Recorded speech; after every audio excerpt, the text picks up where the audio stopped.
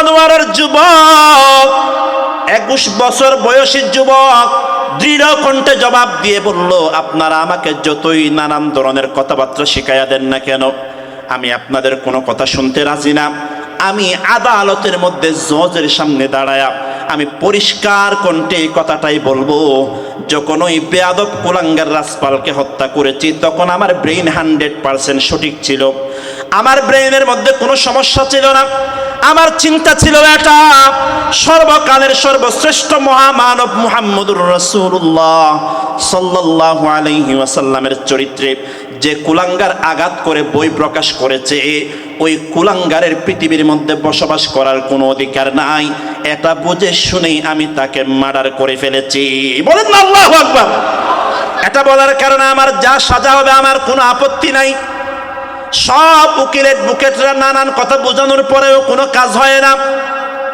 এরপরে চলে গেল, নির্দিষ্ট সময় আসলো, যেই দিনের মধ্যে জজ এলমুদ্দিনের রায় শোনাবে, সেই দিন যখন আসলো, হাজার হাজার মানুষ আদালতের বাইরে দাঁড়িয়ে আছে এলমুদ্দিনের রায় শোনার জন্য। কেমন রায় এলমুদ্দিনের হয়? মুসলমান ভাইয়েরা আমার, আদালতের মধ্যে এলমুদ্দিনের পক্ষে মোহাম্মদ আলী জিন্নাহ সহ আল্লামা ইকবাল রহমতুল্লাহি আলাইহি সহ জগৎ বিখ্যাত ইসলামী মহামনীষীরা দাঁড়ায় আছেন। জজ, ইংরেজ জজ আদালতের মধ্যে আসার পর ইংরেজ জজ কোন উকিলের কাছে প্রশ্ন না করে 21 বছর বয়সী এলমুদ্দিনকে সরাসরি লক্ষ্য করে বলল, হে যুবক, তুমি কি জানো কত বড় জঘন্য কাজ করেছো, মারাত্মক কাজ করেছো? জনসম্মুখে একজন মানুষকে তুমি হত্যা করেছো। তুমি কি জানো না কোনো মানুষকে হত্যা করার অপরাধ সাজা কি হবে? তুমি কি জানো না? তুমি কেন এত বড় জঘন্য কাজ করতে গিয়েছো? মান ভাইয়েরা আমার, এই কথা বলার পরে এলমুদ্দিন ডাক দিয়ে বলল, ও ইংরেজ জজ, কোনো সন্দেহ নাই মানুষ হত্যা করা বড় অপরাধ, বড় পাপ, তার মধ্যে কোনো সন্দেহ নাই। কিন্তু আমি তারপরেও কেন হত্যা করেছি জানো? আমি বিশ্বাস করে আমার নবী মুহাম্মদুর রাসূলুল্লাহ সাল্লাল্লাহু আলাইহি ওয়াসাল্লামের চরিত্রের উপর যে আঘাত করেছে, ওই কুলাঙ্গারের পৃথিবীতে বেঁচে থাকার কোনো অধিকার নাই। এজন্য আমি তাকে সুস্থ মস্তিষ্কে হত্যা করে জাহান্নামে পাঠিয়ে দিয়েছি। সুবহানাল্লাহ বলেন। বলে, তুমি তাহলে জানতা যে তুমি হত্যা করলে তোমাকেও ফাঁসি দেওয়া হবে? বলে, হ্যাঁ জানতা। তাহলে তুমি এই কাজ কেন করলা, এই কাজ কেন করেছ?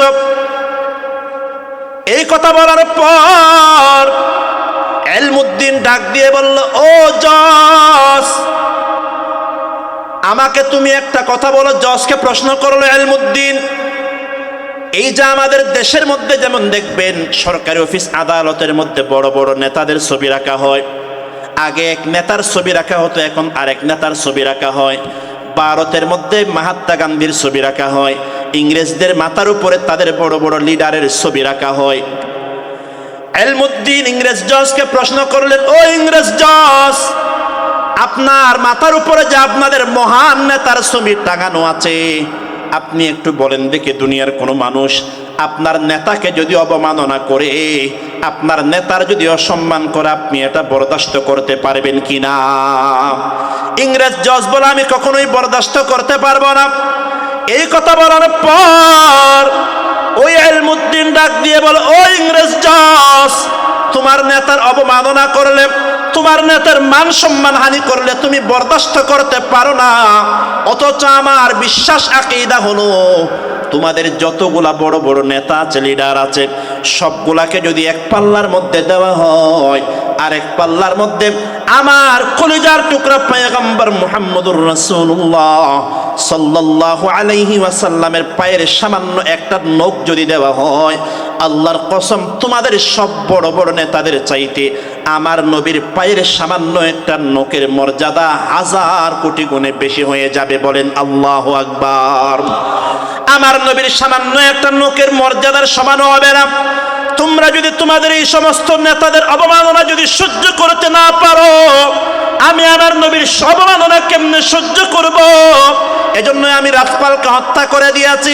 এজন্য তুমি যা কিছু আমাকে শাস্তি দাও না কেন, আমার কোনো আপত্তি নাই, আমার কোনো অভিযোগ নাই। মুসলমান ভাইয়েরা আমার, এই বক্তব্য শোনার পর আদালতের মধ্যে যতগুলা মুসলমান আইনজীবী ছিল সকলেই তাদের চোখটা নামায়া ফেলল। ইংরেজ আদালতের মধ্যে ইংরেজ জজ রায় দিয়ে দিল, যেহেতু ইলমুদ্দিন নিজে স্বীকার করে নিয়েছে, নিজে পরিষ্কার স্টেটমেন্ট দিয়েছে সে রাসপালকে সুস্থ মস্তিষ্কে হত্যা করেছে, এই জন্য রাসপালকে হত্যা করার অপরাধে এই ইলমুদ্দিনকে ফাঁসির রায় শুনিয়ে দেওয়া হলো। ফাঁসির রায় শুনিয়ে দেওয়া হলো। মুসলমান ভাইয়েরা আমার, কোনো মানুষকে ফাঁসির রায় দিলে ওই মানুষটা চিৎকার দিয়ে কান্না করে ওঠে। অনেক সময় ফাঁসির রায় শোনার পর অনেকে স্ট্রোক করে, হার্ট অ্যাটাক করে মারাও যায়। কিন্তু অবাক করা বিষয় হলো, আশ্চর্যের বিষয় হলো, ইলমুদ্দিনকে যখন ফাঁসির রায় দেওয়া হলো সকল মুসলমানরা জবান খুলে ইন্না লিল্লাহ পড়লেন, আর ইলমুদ্দিন চিৎকার দিয়ে বললেন আলহামদুলিল্লাহ। বলেন আল্লাহু আকবার। ইলমুদ্দিন ডাক দিয়ে বললেন আলহামদুলিল্লাহ, আবার কান্না আরম্ভ করে দিলেন। জজ ডাক দিয়ে বললেন, ও যুবক ইলমুদ্দিন, প্রথমে তো বলেছো আলহামদুলিল্লাহ, পরে আবার কান্না আরম্ভ করে দিয়েছো, দুইটা বিপরীত ধর্মী কাজ কেন করলাম? ইলমুদ্দিন প্রথমেই বললেন আলহামদুলিল্লাহ বলার কারণ হলো, পৃথিবীতে তো লাখ লাখ মুসলমান আছে, পৃথিবীতে তো লাখ লাখ কালিমা পড়ুয়া মুসলমান আছে, কোটি মুসলমানের ভিতরে আল্লাহর নবীর জীবন রক্ষা করার জন্য আল্লাহ তাআলা আমাকে নির্বাচিত করেছেন, আমার জীবনটা কবুল করে নিয়েছেন, সেজন্য আল্লাহর দরবারে শুকরিয়া আদায় করে আলহামদুলিল্লাহ পড়েছি। সুবহানাল্লাহ বলেন। তারপর আবার কেন কান্না করেছ?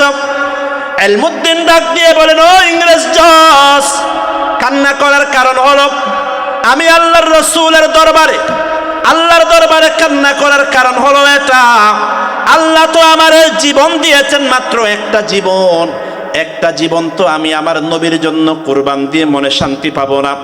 আমি আল্লাহর দরবারে আফসোস করে কান্না করলাম, ও আল্লাহ, একটা জীবন না দিয়ে যদি হাজারো জীবন যদি আমারে দান করতেন, আমি আমার হাজার জীবন যদি আপনার নবীর জন্য কুরবান করতে পারতাম, তখন আমি আমার মনের মধ্যে কিছুটা শান্তি পাইতাম। বলেন না আল্লাহু আকবার। সমাজের মধ্যে কিছু আল্লাহর বান্দা দেখবেন তেমন বেশি টাকা পয়সা নাই, রিক্সাওয়ালা, দিন মজুর, সাধারণ একজন কৃষক মানুষ, তত বেশি টাকা পয়সা নাই। আনোয়ারা বখতিয়ার পাড়া মাদ্রাসার জন্য যখন সবার কালেকশন করা হয়, আল্লাহর বান্দা বলে 500 টাকা দিয়ে, 500 টাকা দিয়ে বলে, হুজুর 500 টাকা আছে আর নাই, যদি আমার কাছে 5 লাখ টাকা যদি থাকতো, 5 লাখ টাকা আমি মাদ্রাসার জন্য দান করে দিতাম। ভালো কাজের মধ্যে দেখবেন অল্প টাকা দান করে নিয়ত করে বেশি টাকার, ভালো করে স্মরণ রাখবেন, বান্দা দান করেছে অল্প টাকা কিন্তু মনের মধ্যে নিয়ত আছে বেশি টাকার। আল্লাহর রাসূল বলেন, নিয়াতুল মুমিনি খায়রুম মিন আমালিহি, একজন ইমানদারের নিয়ত আল্লাহর কাছে তার আমলের চাইতে দামি। তাহলে যেই বান্দা দান করবে 500 টাকা, নিয়ত করবে 5 লাখ টাকার, কিয়ামতের দিন আল্লাহ তাআলা ওই বান্দাকে 500 টাকার সওয়াব দিবেন না, বরং 5 লাখ টাকার সওয়াব দান করে দিবেন কে? এই জন্য ভালো কাজের নিয়ত করা। তাবলীগ ওয়ালারা তাশকিল করার সময় বলে না, ভাই চিল্লায় কারা কারা যাবেন, হাত তুলে না, বলে তুলেন, আল্লাহ নিয়ে যাবেন, নিয়ত করেন। তো ভালো কাজের নিয়ত করার মধ্যেও সওয়াব আছে। ভালো কাজের নিয়ত করা এটাও সওয়াব। আপনি আমলটা যদি করতে নাও পারেন, এই যে নেক আমলের নিয়ত করেছেন, সাথে সাথে আল্লাহ আপনাকে একটা নগদ সওয়াব দান করে দিবেন। বলেন সুবহানাল্লাহ।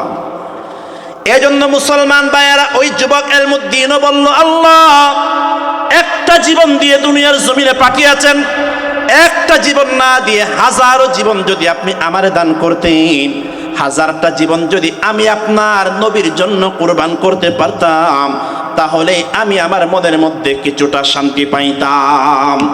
মুসলমান ভাইয়েরা আমার, পুরা আদালতের মধ্যে সকলের চোখ দিয়ে পানি বের হয়ে গেল। এরপরে নির্দিষ্ট সময়ের মধ্যে যুবক ইলমুদ্দিনকে ফাঁসি দিয়ে দেওয়া হলো। ফাঁসি দেওয়ার পরে মুসলমান ভাইয়েরা আমার, ফাঁসি দেওয়ার পর ইলমুদ্দিনের লাশ ফাঁসি দেওয়ার পরে মুসলমানদের কাছে হস্তান্তর না করে ওই জালেমরা ইলমুদ্দিনকে গোপনে গোপনে জেলখানার ভিতরে দাফন করে ফেলল। আমাদের দেশের মধ্যেও দেখবেন বড় বড় আলেমদেরকে, যাদেরকে গত জালেম সরকার জুলুম করে করে হত্যা করে ফেলেছে, অনেকদেরকে তো জেলখানার মধ্যেই হত্যা করে ফেলেছে। আবার অনেককে জেলখানার মধ্যে নির্যাতন করার কারণে আল্লাহর বান্দা বেশি দিন বাঁচে না, অল্প দিনের মধ্যে মারা গেছে।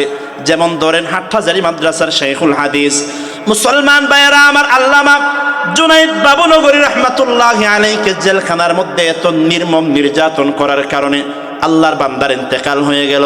আল্লাহর বান্দা আমরা মনে করি আল্লাহ তাআলা শাহাদাতের মর্যাদা দান করে দিয়েছেন।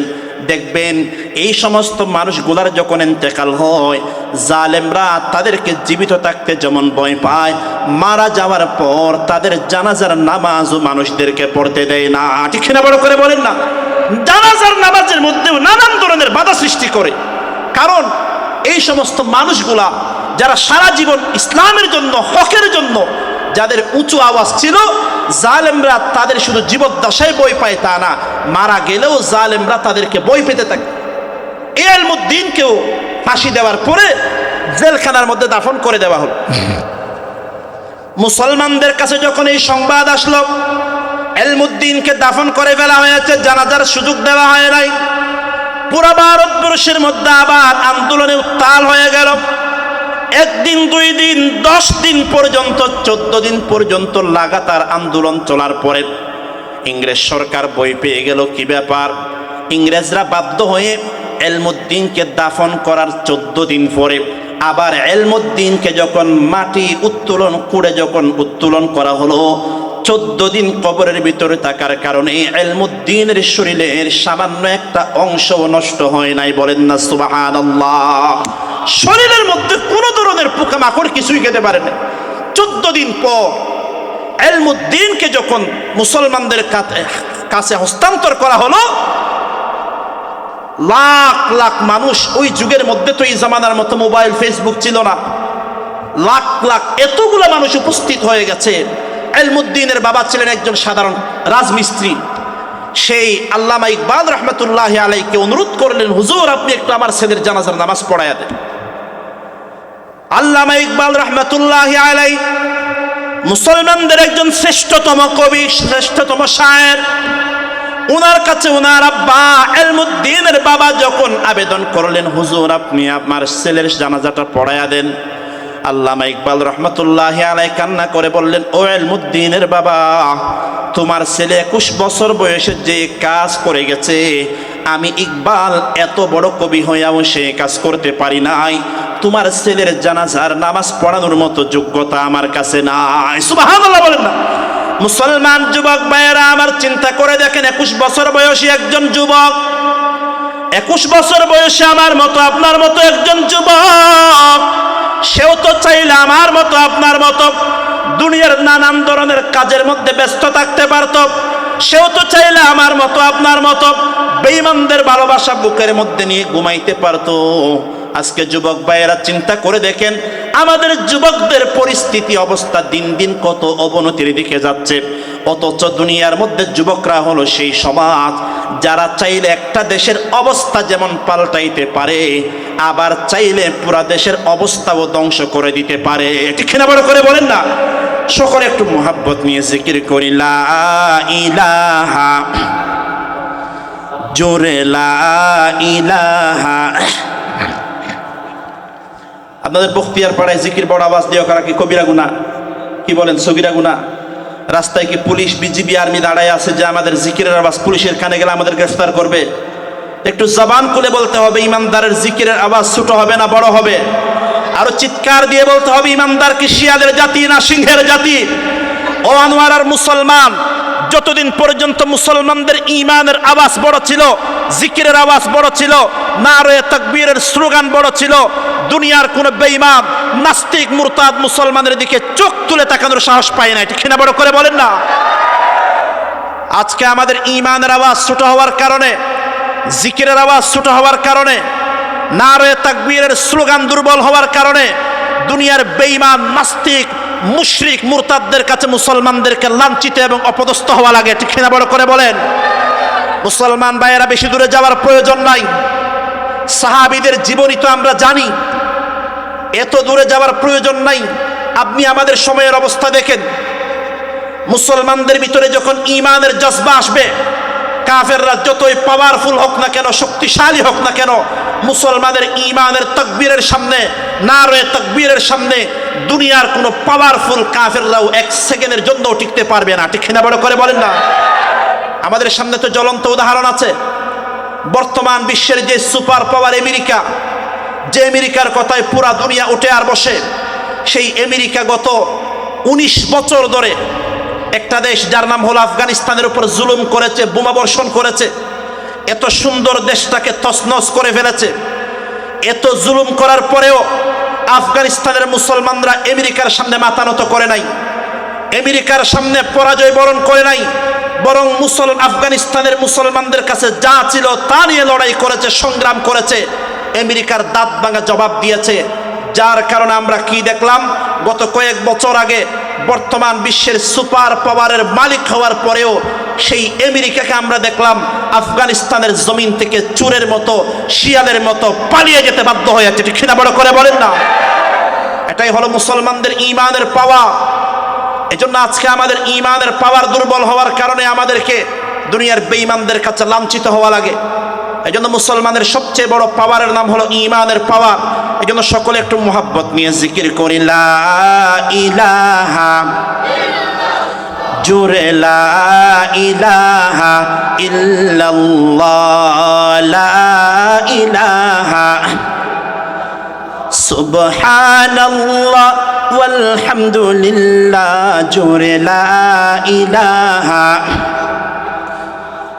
बता हमको तेरी राह किस तरफ है, तेरी राह पर चला हमको खुदाया बुज़ुर्गी की नहीं हमको ज़रूरत, गुलाम अपना बना हमको खुदाया, ला इलाहा इल्लल्लाह, जुरे ला इलाहा। न अमेरिका न लंदन से हो निस्बत, हमें मस्ते मदीना कर खुदाया, न जर्मन से न जापा से हो उल्फत, हमें उश्शाक़ काबा कर खुदाया, ला इलाहा जुरे ला इलाहा इल्लल्लाह, ला इलाहा।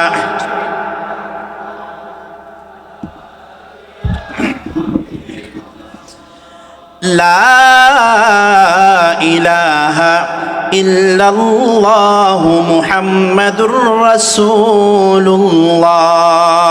মুহাব্বত নিয়ে বলি সাল্লাল্লাহু আলাইহি ওয়াসাল্লাম। এই জন্য পৃথিবীর ইতিহাস হলো যুবকদের ইতিহাস।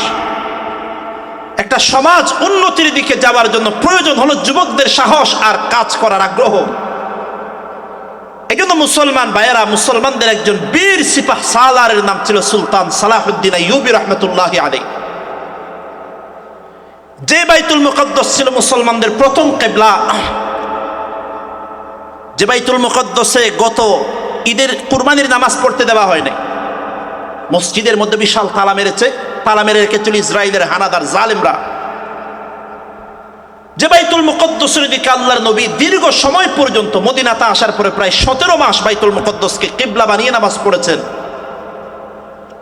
সে বাইতুল মুকদ্দাস যিনি প্রথম বিজয় করেছিলেন ওনার নাম হলো সৈয়দনা ওমর ইবনুল খাত্তাব রাদিয়াল্লাহু আনহু।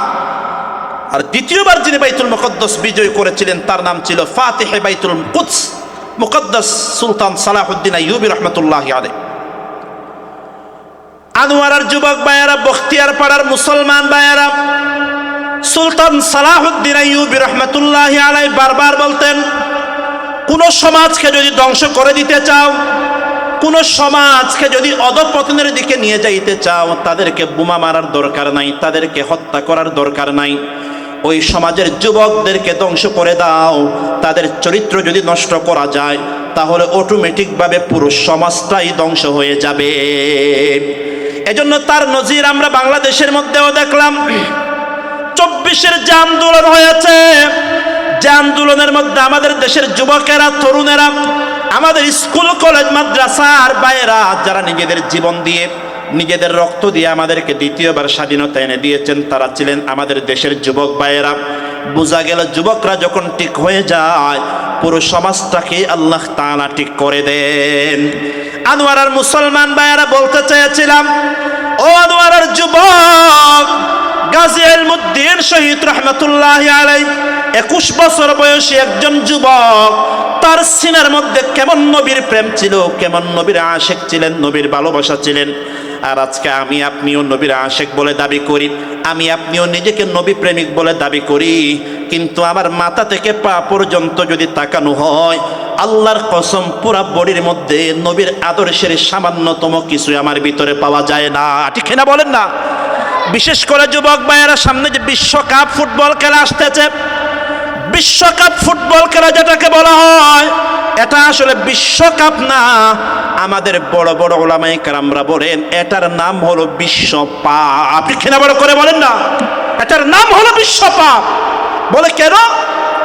এই দেশের মধ্যে বাংলাদেশ বিশ্বকাপের মধ্যে নাই, বিশ্বকাপ ফুটবলে তার কাছেও বাংলাদেশ নাই, কিন্তু এই বিশ্বকাপকে কেন্দ্র করে আমাদের বাংলাদেশে যে পরিমাণ মারামারি হয়, ঝগড়া হয়, রক্তারক্তি হয়, এটা ওই দেশের মধ্যেও হয় না।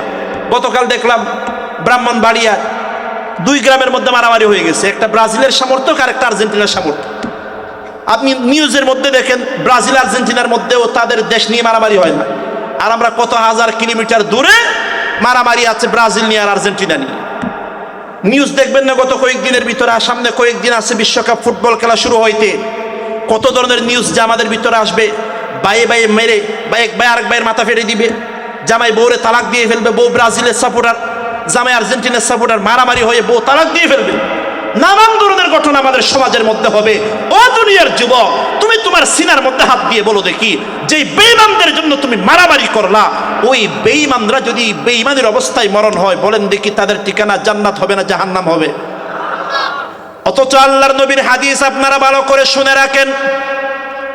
আল্লাহর নবীর সাহাবী সাইয়্যিদুনা আনাস ইবনে মালিক রাদিয়াল্লাহু তাআলা আনহু বললেন, এক সাহাবী প্রশ্ন করলেন, ইয়া রাসূলুল্লাহ মাতা সাআ, ও পয়গম্বর কিয়ামত কবে হবে আমাদেরকে একটু জানায়া দেন।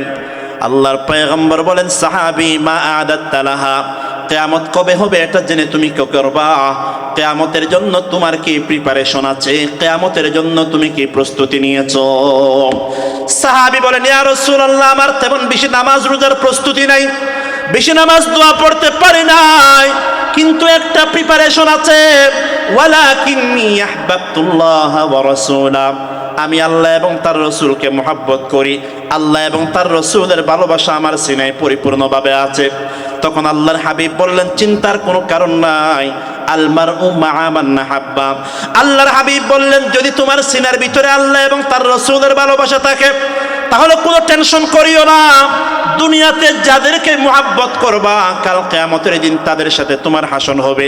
দুনিয়াতে যদি আল্লাহ এবং তার রসুলকে যদি মুহাব্বত করো, কাল কিয়ামতের দিন রসুলের সাথে সাহাবীদের সাথে তোমার হাসর হবে, তোমার ঠিকানা হবে জান্নাত। বলেন সুবহানাল্লাহ।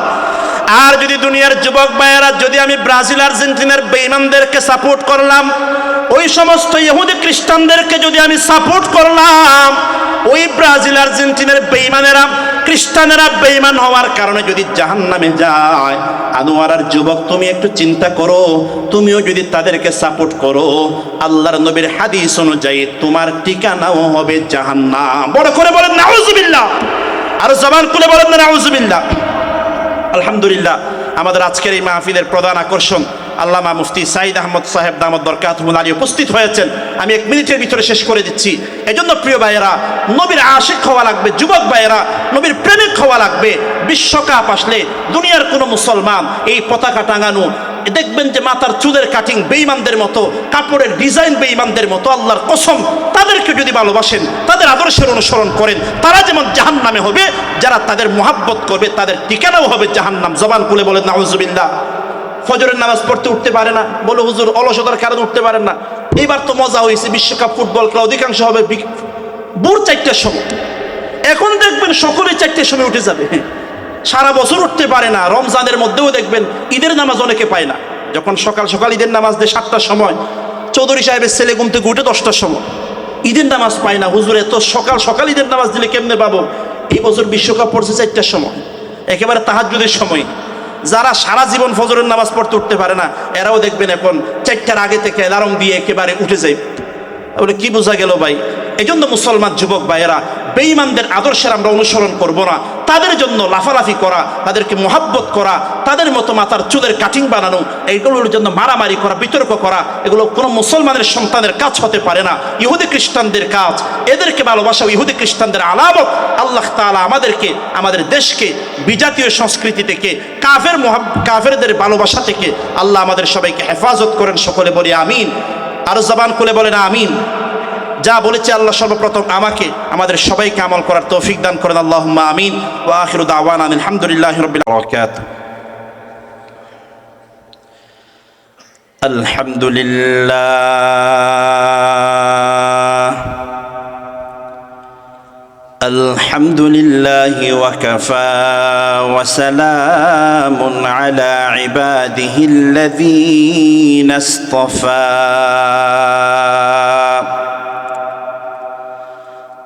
أما بعد فأعوذ بالله من الشيطان الرجيم. بسم الله الرحمن الرحيم. لقد كان لكم في رسول الله أسوة حسنة لمن كان يرجو الله واليوم الآخر وذكر الله كثيرا.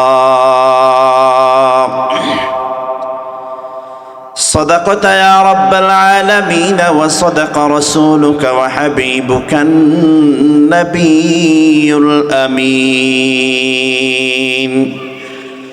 ونحن على ذلك لمن الشاهدين والشاكرين والحمد لله رب العالمين.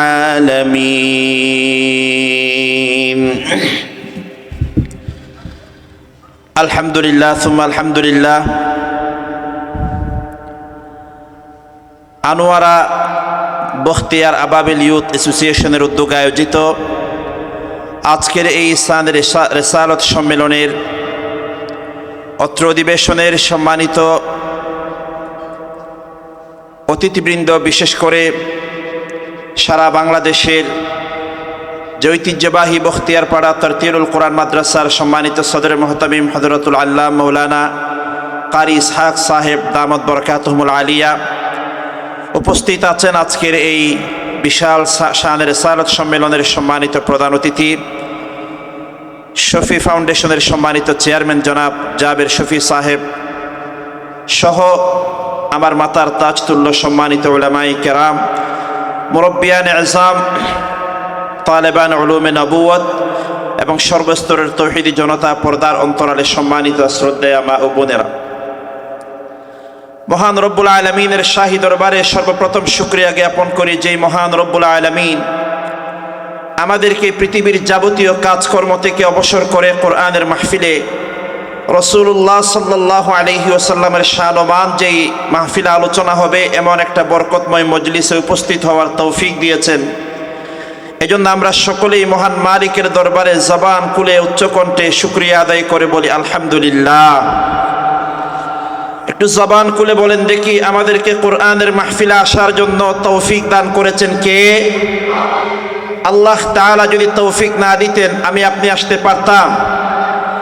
যে আল্লাহ আমাদেরকে আসার জন্য তৌফিক দিয়েছেন, সুযোগ দিয়েছেন, সেজন্য আমরা খুশি না বেজার? কারা কারা বেজার একটু হাত তুলেন দেখি ভাই।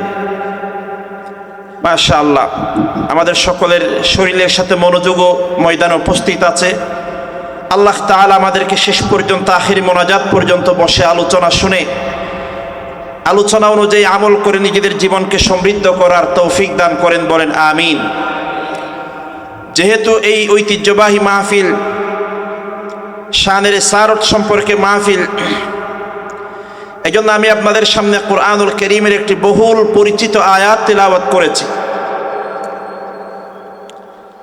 আল্লাহর নবী মুহাম্মদুর রাসূলুল্লাহ সাল্লাল্লাহু আলাইহি ওয়াসাল্লামের প্রসিদ্ধ সাহাবী, ইসলামের দ্বিতীয় নম্বর খলিফা সৈয়দনা উমর ইবনুল খাত্তাব রাদিয়াল্লাহু তাআলা আনহুর একটি হাদিস আছে। এই যে আমরা মুসলমান, আমাদের দ্বীনের নাম হলো ইসলাম। ইসলাম ধর্মের যিনি রসূল, আমাদের নবী মুহাম্মদুর রাসূলুল্লাহ সাল্লাল্লাহু আলাইহি ওয়াসাল্লাম, ওনার শান মান আলোচনা নিয়ে আজকের এই শানে রিসালাত সম্মেলন। তো হযরত ওমর রাদিয়াল্লাহু তাআলা আনহু একবার আল্লাহর রসূলের দরবারে আসলেন। আসার পরে নিজের মনের আবেগ আল্লাহর নবীর সামনে প্রকাশ করলেন, ইয়া রাসূলুল্লাহ, আমি আপনাকে ভালোবাসি, অনেক ভালোবাসি। আল্লাহর রসূল জিজ্ঞেস করলেন, ওমর, আমাকে কি পরিমাণ ভালোবাসো? হযরত ওমর রাদিয়াল্লাহু আনহু চিন্তা করে বললেন, ইয়া রাসূলুল্লাহ, পৃথিবীর সব কিছুর থেকে বেশি ভালোবাসি, তবে আমি আমার ছেলে মেয়ে এবং আমি আমার প্রাণকে আপনার চাইতে বেশি ভালোবাসি। আল্লাহর রসূল বললেন, হে ওমর, এখনো তোমার ঈমান পরিপূর্ণ হয় নাই। এরপর হযরত ওমর আবার চিন্তা করে বললেন, ইয়া রাসূলুল্লাহ, আমি আবার চিন্তা করে দেখলাম আমি আমার ছেলে মেয়েদের চেয়েও বেশি আপনাকে মহাব্বত করি, তবে আমি আমার জীবনকে আপনার চাইতে বেশি ভালোবাসি। তখন আল্লাহর রসূল আবার বললেন, এখনো তোমার ঈমান পরিপূর্ণ হয় নাই। এরপর হযরত ওমর রাদিয়াল্লাহু তাআলা আনহু আবার চিন্তা করে বললেন,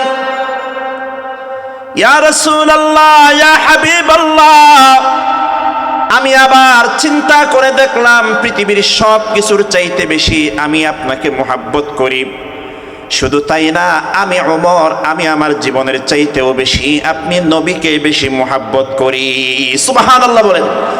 আল্লাহর রাসূল বললেন, ওমর, এই মাত্র তোমার ঈমান পরিপূর্ণ হয়েছে। তখন আল্লাহর হাবিব সাল্লাল্লাহু আলাইহি ওয়াসাল্লাম ইরশাদ করলেন, লা ইউমিনু আহাদুকুম হাত্তা আকুনা আহাব্বা ইলাইহি মিন ওয়ালিদিহি ওয়া ওয়ালাদিহি ওয়ান নাসি আজমাইন। আল্লাহর হাবিব সাল্লাল্লাহু আলাইহি ওয়াসাল্লাম জানায়া দিলেন, হে আমার উম্মত, তোমাদের ঈমান ততক্ষণ পর্যন্ত পরিপূর্ণ হবে না যতক্ষণ পর্যন্ত আমি নবীকে তুমি পৃথিবীর সব কিছুর চাইতে বেশি মহাব্বত করবে না। তুমি তোমার বাবা মা, তোমার ছেলে মেয়ে, তোমার জীবনের যত কিছু আছে, এমনকি তোমার প্রাণের চাইতেও বেশি যতদিন পর্যন্ত আমাকে মহাব্বত করবে না, ততদিন পর্যন্ত তোমাদের ঈমান আল্লাহর দরবারে কবুল হবে না। মুসলমান ভাইয়েরা আমার, তাহলে আল্লাহর দরবারে ঈমান কবুল হওয়ার জন্য, আল্লাহর দরবারে ঈমান গ্রহণযোগ্য হওয়ার জন্য অন্যতম শর্ত হলো এটা, নিজেদের পৃথিবীর সব কিছুর চাইতে বেশি আল্লাহর নবীকে মহাব্বত করতে হবে, ভালোবাসতে হবে। যুবক ভাইয়েরা আমার, আল্লাহর নবীকে ভালোবাসার দাবি তো সবাই করে। আমিও দাবি করি আল্লাহর নবীকে মহাব্বত করি, আপনিও দাবি করেন আল্লাহর নবীকে মহাব্বত করি। কিন্তু আল্লাহর দরবারে কোন ভালোবাসা গ্রহণযোগ্য হবে, এটা জানার জন্য আল্লাহ তাআলা আমাদের সামনে একটা মাপকাঠি দান করেছেন। মুসলমান ভাইয়েরা আমার, সেই মাপকাঠির নাম হলো আল্লাহর নবীকে যারা সরাসরি দেখেছিলেন, যাদেরকে বলা হয় সাহাবায়ে কেরাম। সাহাবায়ে কেরাম রিদওয়ানুল্লাহি আলাইহিম আজমাইন, তারাও আল্লাহর নবীকে মুহাব্বত করেছেন, ভালোবেসেছেন। শুধু তাই নয়, আমাদের ভালোবাসা আল্লাহর দরবারে তখন কবুল হবে যদি আমাদের ভালোবাসা সাহাবীদের মতো ভালোবাসা হয়। আমরা যদি সাহাবীদের মতো আল্লাহর নবীকে মুহাব্বত করি, সাহাবীরা যেমনভাবে আল্লাহর নবীকে ভালোবেসেছেন তেমনভাবে যদি মুহাব্বত করি, আমাদের ভালোবাসা এবং মুহাব্বত আল্লাহর দরবারে কবুল হয়ে যাবে।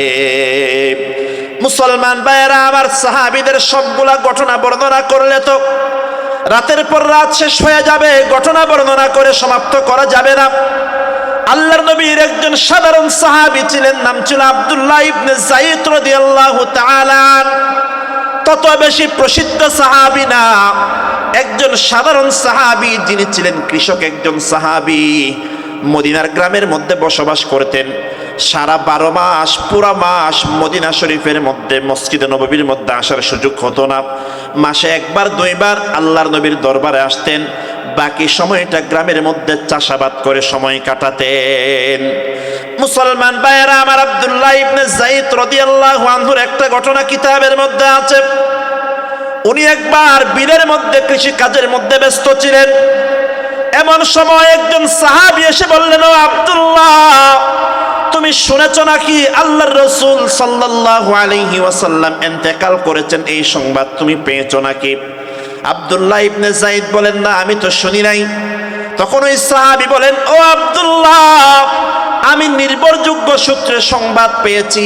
আমার কাছে সংবাদ এসেছে আকায়ে নামদার আখিরি জামানার পয়গম্বর, সর্বকালের সর্বশ্রেষ্ঠ মহামানব মুহাম্মদুর রাসূলুল্লাহ সাল্লাল্লাহু আলাইহি ওয়াসাল্লাম তিনি দুনিয়ার সফর সমাপ্ত করে কবরের বাসিন্দা হয়ে গেছেন, এটা আমি শুনেছি। মুসলমান ভাইয়েরা আমার, আব্দুল্লাহ ইবনে যায়েদ এই সংবাদ শোনার পরে, কিতাবের মধ্যে আছে, হাদিসের মধ্যে আছে, এই সংবাদ শোনার পর আব্দুল্লাহ ইবনে যায়েদ আকাশের দিকে তাকালেন। আকাশের দিকে তাকায় একটা দোয়া করলেন, আল্লাহুম্মা আযহিব বাসারি ফাইন্নী লা উরিদু আন আনজুরা ইলা আহাদিন বাদা মুহাম্মাদিন সাল্লাল্লাহু আলাইহি ওয়াসাল্লাম। আব্দুল্লাহ ইবনে যায়েদ আল্লাহর দরবারে দোয়া করলেন, ও আরশ আজিমের মালিক আল্লাহ, আপনি আমাকে অন্ধ বানায়া দেন, আপনি আমার চোখের দৃষ্টিশক্তি কেড়ে নেন আল্লাহ। চিন্তা করে দেখেন, দুনিয়ার জমিনে একজন মানুষের চোখের মূল্য কত বেশি। একজন মানুষ অন্ধ হওয়ার অর্থ হলো পৃথিবীর কোনো সৌন্দর্য সে তার চোখ দিয়ে দেখবে না। আর আব্দুল্লাহ ইবনে যায়েদ আল্লাহর দরবারে দোয়া করে হাত উত্তোলন করেছেন, ও আল্লাহ, আপনি আমাকে সারা জীবনের জন্য অন্ধ বানায়া দেন। লোকেরা জিজ্ঞেস করল, আব্দুল্লাহ, এটা কেমন দোয়া? এরপর আব্দুল্লাহ তার কারণ বর্ণনা করলেন, হে আরশ আজিমের মালিক আল্লাহ, আপনি আমাকে সারা জীবনের জন্য অন্ধ বানায়া দেন, কারণ যেই চোখ দিয়ে আমি মুহাম্মদুর রাসূলুল্লাহ সাল্লাল্লাহু আলাইহি ওয়াসাল্লামের চেহারার সৌন্দর্য দেখেছি, আল্লাহর নবীর সৌন্দর্য দেখার পর দুনিয়ার আর কোন সৌন্দর্য দেখার আগ্রহ আমার অন্তরের ভিতরে আর নাই। সুবহানাল্লাহ বলেন না? মুসলমান ভাইয়েরা আমার, চিন্তা করে দেখেন কেমন দোয়া আল্লাহর দরবারে করেছেন, আল্লাহ আমাকে সারা জীবনের জন্য অন্ধ বানায়া দেন। সাহাবীরা তো দোয়া করেছেন, মনের মধ্যে কোনো দুই নাম্বারই ছিল না, বেজাল ছিল না। হাদিসের মধ্যে আছে, সাহাবী এই দোয়া করতে দেরি হয় নাই, আল্লাহ তাআলা সারা জীবনের জন্য আব্দুল্লাহকে অন্ধ বানায়া দিয়েছেন। সুবহানাল্লাহ বলেন না? মুসলমান ভাইয়েরা আমার, নবী প্রেমের ঝলক যদি আপনি দেখতে চান, সাহাবীদের এক একজনের জীবনী পড়বেন। সাইয়েদুনা আবু বকরের জীবনী থেকে নিয়ে, ওমর ইবনুল খাত্তাবের জীবনী থেকে নিয়ে, হাসান ইবনে সাবিতের জীবনী থেকে নিয়ে এক একজন সাহাবীর জীবনী পড়বেন, বুঝতে পারবেন সত্যিকার আশিক রাসূল কারে বলে। প্রকৃত আশিক রাসূল কাকে বলে, এটার প্রকৃত সংজ্ঞা যদি আপনি জানতে চান, পরিচয় যদি জানতে চান, সাহাবায়ে কেরামের জীবনী ব্যতীত আল্লাহর নবীর প্রকৃত আশিক এবং প্রেমিক কারা ছিল এটা বুঝতে পারবেন না। তবে একটা সমস্যা হলো, নবী প্রেমিকদের ঘটনা বলতে গিয়ে যখন আমরা সাহাবীদের কথা বলি, তখন অনেকেই বলে, হুজুর এগুলা তো ১৫০০ বছর আগের ঘটনা, তারা পারতেন, আমরা এত বছর পরে কেমনে পারব? এজন্য আমি আপনাদের সামনে একটা সাহাবীদের ঘটনা বর্ণনা করব না, কারণ সাহাবীদের ঘটনা আমরা তো অনেক শুনেছি আলহামদুলিল্লাহ। ভারত উপমহাদেশের একজন প্রকৃত আশিক রাসূলের ঘটনা শোনাবো, যে শানের রিসালাত নিয়ে মাহফিল আয়োজন করা হচ্ছে। এই শানের রিসালাতের মর্যাদা উপমহাদেশের মধ্যে আমাদের কিছু যুবক ভাইদের ঘটনা শোনাবো বিশেষ করে, কারণ বর্তমান সময়টা আমরা যেই সময়ে বসে আছি, কয়েকদিন পরে এমন কিছু ঘটনা আরম্ভ হবে আমাদের বাংলাদেশ সহ পুরো ওয়ার্ল্ডের যুবকরা পাগল হয়ে যান। এখন শুরু হয়ে গেছে অলরেডি, যুবকদের পাগল হওয়ার দিন আরম্ভ হয়ে গেছে। ভাদ্র মাসে আমাদের দেশে যেমন কুত্তা কুকুর পাগল হয়, 4 বছর পরে পরে বিশ্বের মধ্যে এক একটা বিশ্বকাপ ফুটবল খেলা আসে, আর আমাদের দেশের যুবকরা, শুধু যুবকরা না, যুবক থেকে আবাল বৃদ্ধ বনিতা যাদেরকে বলা হয়, যুবক থেকে নিয়ে বৃদ্ধ সকলেই কুত্তা কুকুরের মতো পাগল হয়ে যায়। দেখবেন এখন কয়েকদিন পরে পরে সংবাদ আসবে 10 তলার উপর পতাকা টাঙাতে গিয়ে একজন মরেছেরটা হয়ে গেছে, আরেকজন তারের মধ্যে পড়ে গেছে পরপারে, জান্নাতে যাবে না জাহান্নামে যাবে আল্লাহ ভালো জানে। ভালো কাজ করতে গিয়ে মরলে না শহীদ হবে? কাফেরদের পতাকা টাঙাতে গিয়ে কেউ যদি তারের মধ্যে পড়ে তো কি বলবে? এই যে আমাদের যুবকদের ভিতরে, আমাদের যুবকরা বিনদেশি কাফেরদের জন্য কেমন পাগল, অথচ আমাদের যুবকদের কিসের পাগল হওয়া দরকার ছিল, এটা বোঝার জন্য একটা ঘটনা আমাদের শোনা দরকার। এগুলা 1500 বছর আগের ঘটনা না, যে অনেক আগের ঘটনা। আমরা কেমনে আমল করব? আমাদের এই সময়ের ঘটনা, আমাদের ভারত উপমহাদেশের ঘটনা। 1920 সনে, আজ থেকে 100 বছর আগের ঘটনা আপনাদের সামনে শোনাচ্ছি। যখন আমাদের ভারত উপমহাদেশে ইংরেজদের শাসন ছিল, 1920 সনে একবার ভারতের মধ্যে একটা বই প্রকাশ করা হলো, সর্বকালের সর্বশ্রেষ্ঠ মহামানব মুহাম্মদুর রাসূলুল্লাহ সাল্লাল্লাহু আলাইহি ওয়াসাল্লামের চরিত্রের উপর আঘাত করে একটা বই প্রকাশ করা হলো, যে বইয়ের নাম দেওয়া হলো রঙ্গিলা রসুল। একটু জবান খুলে বলেন নাউজুবিল্লাহ। এই বই প্রকাশ হয়েছে, যে বইয়ের মধ্যে অনেকগুলা আপত্তিকর বিষয় ছিল। তার মধ্যে কয়েকটা যদি বলি, তার মধ্যে আমাদের মুহাম্মদুর রাসূলুল্লাহ সাল্লাল্লাহু আলাইহি ওয়াসাল্লামকে নারী লোভী বলা হয়েছে। আওয়াজ দিয়ে বলেন না নাউজুবিল্লাহ। বলে মুহাম্মদুর রাসূলুল্লাহ 11টা বিয়ে করেছেন, তিনি নারী লোভী ছিলেন। আল আয়াযু নাউজুবিল্লাহি মিন যালিক। আমাদের নবীজিকে জালেম বলা হয়েছে, নানান ধরনের। যেই কথাগুলা দুনিয়ার কোন মুসলমানের শরীরে এক বিন্দু রক্ত থাকতে মুসলমান বরদাস্ত করতে পারে না, এমন জঘন্য জঘন্য বিভিন্ন বিষয় নিয়ে একটা বই রচনা করা হলো, যে বইয়ের নাম দেওয়া হয়েছে রঙ্গিলা রসুল। এই বইটা প্রকাশ করা হয়েছে 1920 সনে। বইয়ের প্রকাশকের নাম ছিল রাজপাল নামে এক হিন্দু, কট্টরপন্থী হিন্দু। দুই ধরনের হিন্দু আছে। এক ধরনের হিন্দুরা হলো সাধারণ, আরেক ধরনের হিন্দু আছে ভারতের মধ্যে বর্তমানে যে বিজেপি সরকার, নরেন্দ্র মোদীর যে সরকার আছে, পশ্চিম বাংলায় এখন যে নতুন মুখ্যমন্ত্রী হয়েছে শুভেন্দু অধিকারী, এরা হলো উগ্রবাদী হিন্দু।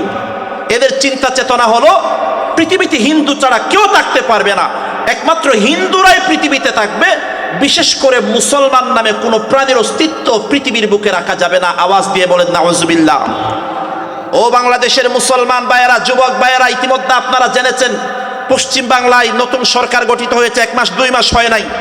ইতিমধ্যেই পশ্চিম বাংলায় এই বছর একটাও গরু কুরবানি দেওয়া সম্ভব হয় নাই। নাউজুবিল্লাহ বলেন না। শুধু পশ্চিম বাংলা না, ইউপি আর একটা প্রদেশ, রাস্তায় নামাজ পড়া নিষেধ। জুমার নামাজ, ঈদের নামাজ রাস্তায় পড়া যাবে না। মসজিদের মধ্যে মাইকের মধ্যে আজান দেওয়া যাবে না। জবান খুলে বলেন নাউজুবিল্লাহ।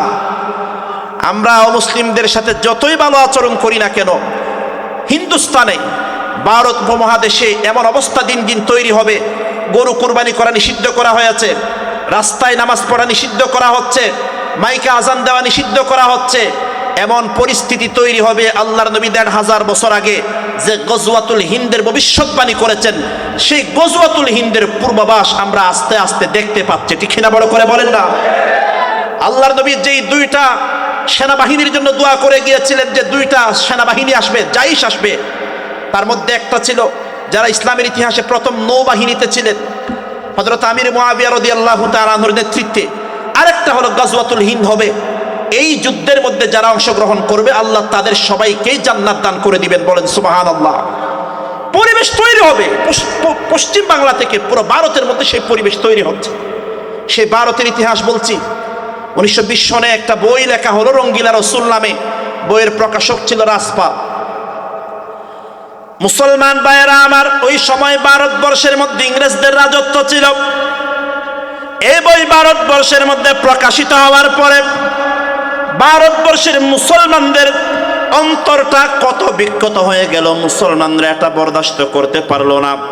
একজন মুসলমান যদিও বা নামাজ পড়ে না, রোজা রাখে না, ইসলামের বিধানগুলা যদিও বা আমল করে না, কিন্তু দেখবেন আমাদের কলিজার টুকরা পয়গম্বরের উপর সামান্য আঘাত যদি আসে, দুনিয়ার কোন সাধারণ মুসলমান কখনো বরদাস্ত করতে পারে না। ঠিক না? বড় করে বলেন না। বাংলার জমিনে 2013 সালে আমরা তার নজির দেখতে পেয়েছি।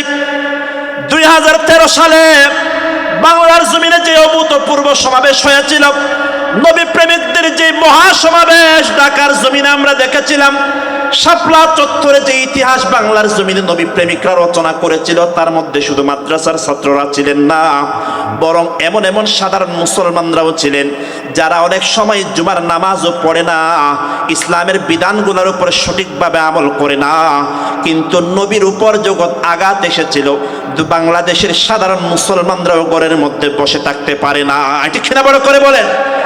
ওই রঙ্গিলা রসুল ভারতবর্ষের মধ্যে প্রকাশিত হওয়ার পরে মুসলমানরা আন্দোলন করতে লাগলো, মিটিং করতে লাগলো, মিছিল করতে লাগলো, এ বই যেন নিষিদ্ধ করা হয়, বইয়ের প্রকাশক লেখক সবাইকে যেন কঠোর শাস্তি দেওয়া হয়। এজন্য আদালতের মধ্যে মামলা করা হলো। কিন্তু ওই সময় আদালতের মধ্যে জজ এবং বিচারক যারা ছিলেন তারাও ছিল ইংরেজ। ওই ইংরেজের আদালতে মামলা করার পরে, ইংরেজের আদালতের মধ্যে মামলা করার পর জজ সাহেব সামান্য শাস্তি দিলেন। রাজপালকে কয়েকদিনের জেল দেওয়া হলো। জেল দেওয়ার পরে রাজপাল কয়েকদিন জেল কাটার পরে সে আবার মুক্ত বাতাসের মধ্যে চলে আসলো। মুক্ত বাতাসের মধ্যে আসার পর সে পুরা ভারতের মধ্যে নানান ধরনের উস্কানিমূলক বক্তব্য দিতে লাগলো। মুসলমান ভাইয়েরা আমার, ওই সময় মুসলমানদের কোনো ক্ষমতা ছিল না। মুসলমানদের হৃদয়ের ভিতরে, সবার ভিতরে নবী প্রেমের কারণে, নবীর সম্মানের উপর আঘাত করার কারণে যে রক্তকরণ হচ্ছিল, ওই সময় ভারতবর্ষের মধ্যে একজন বড় ইমাম ছিলেন শাহ আতাউল্লাহ বুখারী রাহমাতুল্লাহি আলাইহি, যিনি একে তো জগৎ বিখ্যাত একজন খতিব ছিলেন, আবার অনেক বড় একজন আশিকে রাসূল ছিলেন। উনি জামে মসজিদের মধ্যে বয়ান করলেন, ভাষণ দিলেন। ও ভারতবর্ষের মুসলমান, যেই জমিনের মধ্যে বসবাস করো, ওই জমিনের মধ্যে কুলাঙ্গার তোমাদের কলেজার টুকরা নবীর উপর আঘাত করে বই রচনা করেছে। ওই চোর এখন মুক্ত বাতাসে ঘোরাফেরা করে। তুমি কেমন মুসলমান হয়েছো? যেই জমিনের মধ্যে তুমি যেই নবীর উসালে জমিনের মধ্যে আসলাম, ওই নবীর উপর আঘাত করে বই রচনা করা হয়, তোমার দুই চোখের মধ্যে ঘুম কেমনে আসে? মুসলমান ভাইয়েরা আমার, শাহ আতাউল্লাহ বুখারী রাহমাতুল্লাহি আলাইহি এই ভাষণ দেওয়ার পর পুরো ভারতবর্ষের মুসলমানদের অন্তরটা আবার এমনভাবে নবী প্রেমে উদ্বুদ্ধ হয়ে গেল। এমন সময়ে ভারতবর্ষের মধ্যে একটা গড়ে গ্রামের মধ্যে একটা মানুষ ছিল, যে ছিল রাজমিস্ত্রি। ওই রাজমিস্ত্রির ঘরে একটা ছোট্ট ছেলে ছিল। ছেলেটার বয়স তখনও বেশি হয় নাই, সর্বোচ্চ 11 বছর 12 বছর হয়েছে। এই ঘটনা হওয়ার পরে এই ছেলেটা, একটা ছেলে ছিল, নাম ছিল গাজী ইলমুদ্দিন শহীদ রাহমাতুল্লাহি আলাইহি। তার নামের মধ্যে গাজীও আছে, শহীদও আছে। তার নাম ছিল ইলমুদ্দিন। মুসলমান ভাইয়েরা আমার, যুবক ভাইয়েরা আমার, বিশেষ করে আমি আমার দেশের যুবকদেরকে, আমি আমার সামনে বসা যুবকদের দৃষ্টি আকর্ষণ করতে চাই। এই যুবক যার ঘটনা বলছে, যার নাম হলো ইলমুদ্দিন। এই ইলমুদ্দিন এই ঘটনা শোনার পরে ইলমুদ্দিনের দুই চোখের মধ্যে ঘুম আসে না। আমার দেশের মধ্যে, আমার সমাজের মধ্যে কুলাঙ্গার আমার নবীর চরিত্রের উপর আঘাত করে বই রচনা করবে, আর আমার দেশের মধ্যে ওই কুলাঙ্গার জীবিত থাকবে, এটা আমি সহ্য করতে পারবো না। এই চিন্তা করে করে ইলমুদ্দিন নামক ছোট্ট ছেলেটার দুই চোখের মধ্যে ঘুম আসে না। ইতিহাসের মধ্যে আছে ইলমুদ্দিনের জন্ম হলো 1908 ইংরেজিতে। 1908 ইংরেজিতে বই রচনা যখন হয়েছে তখন তার বয়স সর্বোচ্চ 12 বছর। এরপর অনেক বছর হয়ে গেছে। এই ঘটনার পরে ওই ইলমুদ্দিনের বয়স যখন বাড়তে লাগলো, 1929 ইংরেজিতে, ইংরেজির ঘটনা আপনাদের সামনে শোনাচ্ছি। ইলমুদ্দিন যখন রাতের বেলা ঘুমায়, যুবক ইলমুদ্দিন 21 বছর বয়সে ইলমুদ্দিন যখন রাতের বেলা ঘুমায়, একদিন ঘুমানোর পর স্বপ্নের মধ্যে দেখলো সাদা দাড়িওয়ালা একজন মুরব্বী ইলমুদ্দিনকে ডাক দিয়ে বলে, ও যুবক ইলমুদ্দিন, আর কত ঘুমাইবা? তোমার জমিনের মধ্যে তোমার নবীকে আঘাত করা হয়, তোমার দুই চোখের মধ্যে কেমনে ঘুম আসে? এই যুবক ইলমুদ্দিন এই স্বপ্নটা একদিন, 2 দিন, লাগাতার 3 দিন দেখলো। 3 দিন দেখার পর সব ঘটনা জাস্টিফাই করার পরে, পুরা ঘটনা যখন বিবরণ যখন শুনল, ইলমুদ্দিনের দুই চোখের মধ্যে আর ঘুম আসে না। ইতিহাসের মধ্যে পড়লাম এপ্রিল মাসের 6 তারিখ 1929 ইংরেজিতে, 6 এপ্রিল আমাদের বাংলাদেশেও যেই ঢাকার মধ্যে মহাসমাবেশ হয়েছিল, একটা ছিল 6 এপ্রিল মহাসমাবেশ। এই 6 এপ্রিল ইলমুদ্দিন সে মনে মনে দৃঢ় প্রতিজ্ঞা করে ফেললো যে কুলাঙ্গার আমার নবীর চরিত্রের উপর কালিমা লেপন করে রঙ্গি রাসূল প্রকাশ করেছে যে রাসপাল কট্টরপন্থী হিন্দু, হয়তো পৃথিবীতে ওই কুলাঙ্গার বেঁচে থাকবে, আর না হলে আমি বেঁচে থাকবো। আর আমি বেঁচে থাকতে ওই কুলাঙ্গার পৃথিবীর আলো বাতাস গ্রহণ করতে পারবে না, আমার হাতেই তাকে জাহান্নামে যেতে হবে। বলেন সুবহানাল্লাহ। মনে মনে নিয়ত করে ফেলছে, কেমনে করবে সে নিজেও জানে না। মুসলমান ভাইয়েরা আমার, এলমুদ্দিন কামারের দোকানে গিয়ে একটা খুব দাঁড় একটা ছুরি নিল। ছুরি নেওয়ার পর মানুষের কাছে জিজ্ঞেস করতে লাগলো, রাসপাল নামক যে প্রকাশক রঙ্গিলা রসুল প্রকাশ করেছে তার বাসা কোথায়, তার অফিস কোথায়? লোকেরা দেখিয়ে দিল তার অফিস হলো ওই জায়গায়। এই ঘটনা শোনার পরে 6 এপ্রিল এই এলমুদ্দিন রাসপালের অফিসের মধ্যে আগে থেকে অবস্থান করতে লাগলো। রাসপাল যখন তার অফিসের মধ্যে প্রবেশ করলো, অনেক লম্বা ঘটনা আছে। 21 বছর বয়সী যুবক এলমুদ্দিন ওই দার ছুরি নিয়ে রাসপালের উপর এমন ভাবে আঘাত করলো যে এক আঘাতের কারণে রাসপাল জাহান্নামের বাসিন্দা হয়ে গেল। বলেন সুবহানাল্লাহ। মুসলমান ভাইয়েরা আমার, দুনিয়ার মধ্যে নিয়ম হলো কোন মানুষ যদি কোনো মানুষকে মার্ডার করে, হত্যা করে, মার্ডার করার পরে পালায়া যায় যেন পুলিশের হাতে গ্রেফতার হয়ে না যায়। কিন্তু এলমুদ্দিন ওই রাসপালকে মার্ডার করার পর ওই জায়গা থেকে এক কদম সামনে পিছনে যায় নাই, বরং ওই জায়গার মধ্যে দাঁড়ায়া থাকলো। দাঁড়ায়া থাকার পরে পুলিশ এসে এলমুদ্দিনকে গ্রেফতার করে নিয়ে গেল।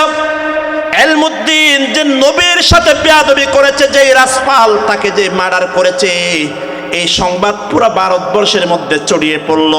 21 বছর বয়সী এক যুবক আমার নবীর শানে যে কুলাঙ্গার বেয়াদবি করেছে তাকে জাহান্নামে পাঠিয়ে দিয়েছে, এই সংবাদ পুরো ভারতবর্ষের মধ্যে ছড়িয়ে পড়ল। এই সংবাদ পুরো ভারতের মধ্যে ছড়িয়ে পড়ার পরে এলমুদ্দিনকে পুলিশ গ্রেফতার করে নিয়ে গেল। 21 বছর বয়সী যুবক গ্রেফতার করে নেওয়ার পরে মুসলমানদের মধ্যে তখন বড় বড় লয়ার ছিলেন, অ্যাডভোকেট ছিলেন। এই যে পাকিস্তানের যাকে স্বপ্নদ্রষ্টা বলা হয় মোহাম্মদ আলী জিন্নাহ, আল্লামা ইকবাল রহমতুল্লাহ আলাই, ওই সময় পাকিস্তানের বড় বড় লিডার ছিলেন। তারা সকলেই সংবাদ জানার পরে তারা সকলেই জেলখানার মধ্যে এলমুদ্দিনের সাথে সাক্ষাৎ করতে গেল। যাওয়ার পরে বলল, এলমুদ্দিন তুমি যে কাজ করেছো তোমার শাস্তি তো অবশ্যই মৃত্যুদণ্ড হয়ে যাবে। একটা কাজ করো, আদালতের মধ্যে জজ যখন তোমাকে প্রশ্ন করবে তুমি কেন মার্ডার করেছো, তখন তুমি বলবা আমার ব্রেন ঠিক ছিল না, আমার মস্তিষ্ক ঠিক ছিল না, আমি বুঝতে পারি নাই, এই জন্য ভুলে মার্ডার করে ফেলেছি। তুমি যদি এই কথা বলো তাহলে তোমার ফাঁসি না হয়ে এই ধরো যাবজ্জীবন কারাদণ্ড হইতে পারে, তুমি এই কথাটা বলবা। মুসলমান ভাইয়েরা আমার, সব বড় বড় উকিল অ্যাডভোকেটরা যখন এলমুদ্দিনকে পরামর্শ দিল, এই পরামর্শ দেওয়ার পর